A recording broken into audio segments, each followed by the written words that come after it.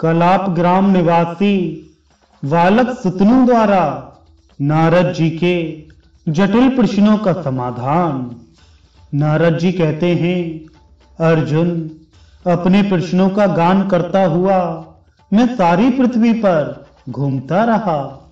मुझे जो जो ब्राह्मण मिले उन सब ने यही कहा, आपके इन प्रश्नों की व्याख्या बहुत कठिन है, हम तो केवल नमस्कार करते हैं। इस प्रकार सारी पृथ्वी पर घूमकर मैं लौट आया और हिमालय के शिखर पर बैठकर पुनः इस प्रकार विचार करने लगा, अहो, मैंने सब ब्राह्मणों को देख लिया, अब क्या करूं? इसी समय मेरे मन में यह विचार उत्पन्न हुआ कि मैं अभी तक कलाप ग्राम में तो गया ही नहीं। वह एक उत्तम स्थान है जहां ऐसे ब्राह्मण निवास करते हैं जो तपस्या के मूर्तिमान स्वरूप हैं। उनकी संख्या 84,000 है। वे सबके सब वेदाध्ययन से सुशोभित होते रहते हैं, अतः उसी स्थान पर चलूं। मन ही मन ऐसा निश्चय करके मैं वहां से चल दिया और आकाश मार्ग से वहां जा पहुंचा। पुण्य भूमि पर बसा हुआ वह श्रेष्ठ ग्राम 100 योजन तक फैला हुआ था। नाना प्रकार के वृक्ष वहां सब ओर से छाया किए हुए थे। अग्निहोत्र से उठा हुआ धुएं का प्रवाह वहां कभी शांत नहीं होता था। कलाप ग्राम वह स्थान है जहां सतयुग के लिए सूर्य वंश, चंद्र वंश तथा ब्राह्मण वंश का बीज शेष और सुरक्षित है। उस स्थान पर पहुंचकर मैंने द्विजों के आश्रमों में प्रवेश किया।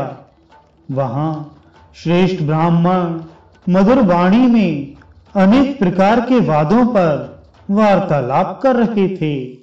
उस समय उस विद्वत सभा के बीच मैंने अपनी भुजा उठाकर घोषणा की, ब्राह्मणों, अब आप लोग मेरे प्रश्नों का समाधान कीजिए।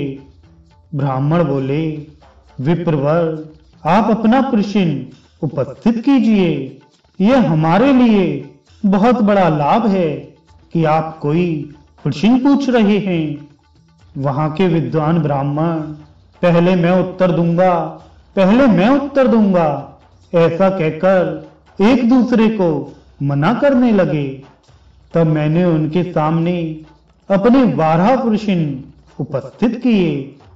सुनकर वे मुनीश्वर उन प्रश्नों को खिलवाड़ समझते हुए मुझसे कहने लगे, विप्रवर, आपके प्रश्न तो बालकों से हैं। इन छोटे छोटे प्रश्नों से यहाँ क्या होने वाला है?